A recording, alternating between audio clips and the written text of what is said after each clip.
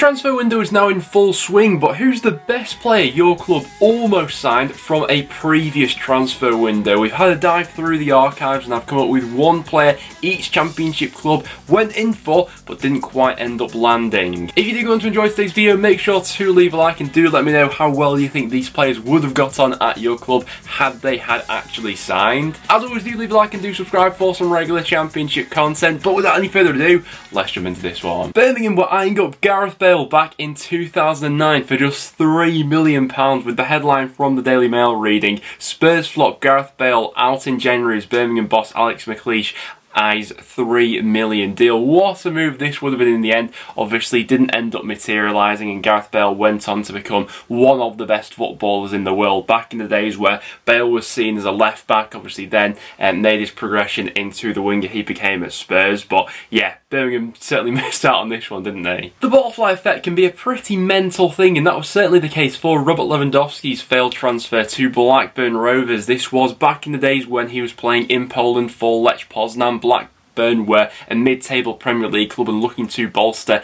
their attacking options. They were set to hold talks with Lewandowski over in England, but as a result of a volcano erupting in Iceland, there was an ash cloud over Europe which went ahead and grounded the vast majority of flights around Europe, and so Lewandowski couldn't get on the plane and in the end ended up moving over to Borussia Dortmund. What could have been if that volcano didn't explode? Back in 2010, Blackpool had a bid rejected for Fleetwood Town's Jamie Vardy, with the bid believed to be in the region of £750,000. Blackpool obviously not notoriously known for spending a lot of money during the Oyston era, but what a deal this would have been had they managed to pull it off. In the end, Jamie Vardy went on to sign for Leicester and just went on from strength to strength there, really. Now, he may not be the most informed player at the moment, but Bristol City almost landed a deal for Harry Maguire back in 2015 for just £2.5 million. They had a £2.5 million bid rejected by Hull City. During his debut season with Hull, didn't really get all too much of a look in and was ultimately loaned out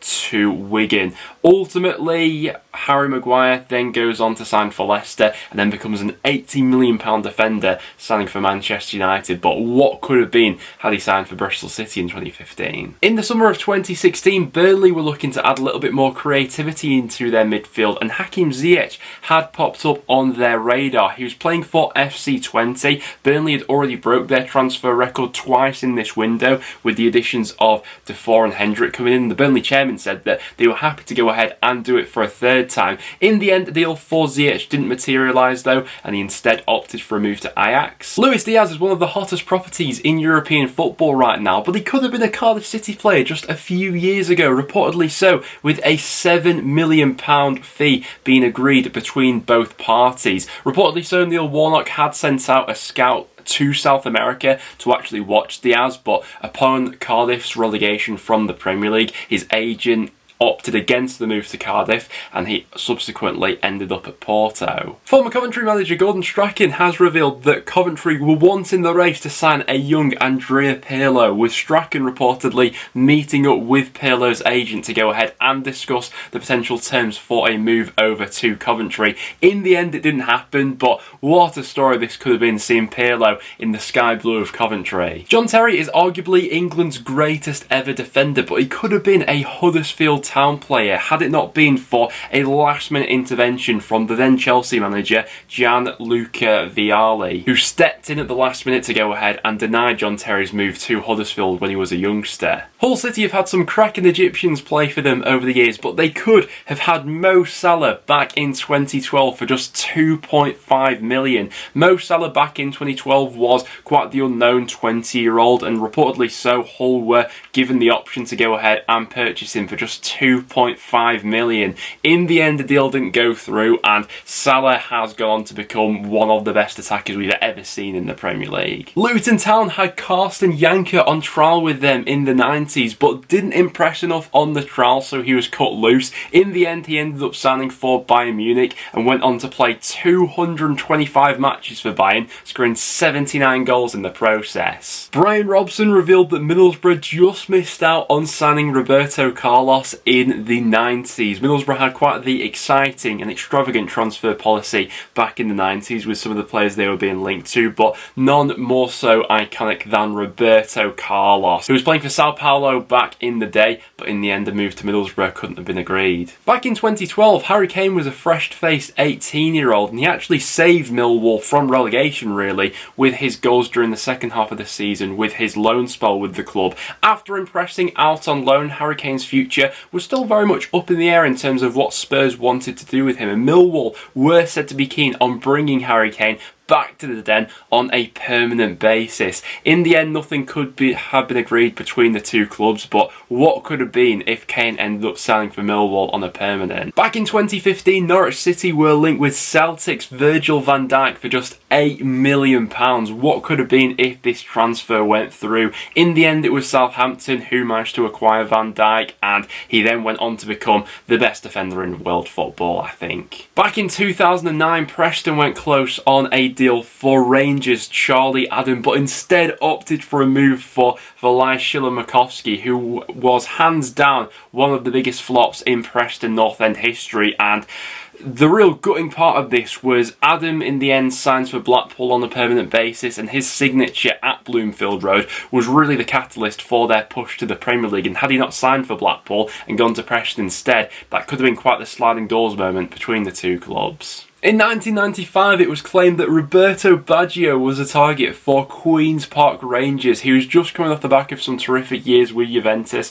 and looking for his next challenge, and reportedly so, QPR had thrown their hat in the ring for the iconic Italian attacker. In the end, he signed for AC Milan, and the rest is history. In 2016, Reading reportedly went close to agreeing a deal for Rafael van der Vaart. Reading were building up quite the Dutch core of players under then manager Jaap Stam, and actually went within a hair's whisker of promotion that season, finishing third and ultimately just losing out on promotion via a penalty shootout against Huddersfield Town at Wembley. Had they signed Van der Vaart that season, maybe he could have been the difference between promotion or not. James Tavernier had a successful loan spell with Rotherham back in the 2013/14 season, and they were keen to get a deal done on a permanent basis between themselves and Newcastle. In the end, nothing could be agreed, and the player instead opted for a move to Wigan Athletic, and after that moved over to Rangers, where he's gone on to score 83 goals in 347 appearances as a right back. We've had some mental stories so far, but Sheffield United going close to a deal for Diego Maradona has to top off the video as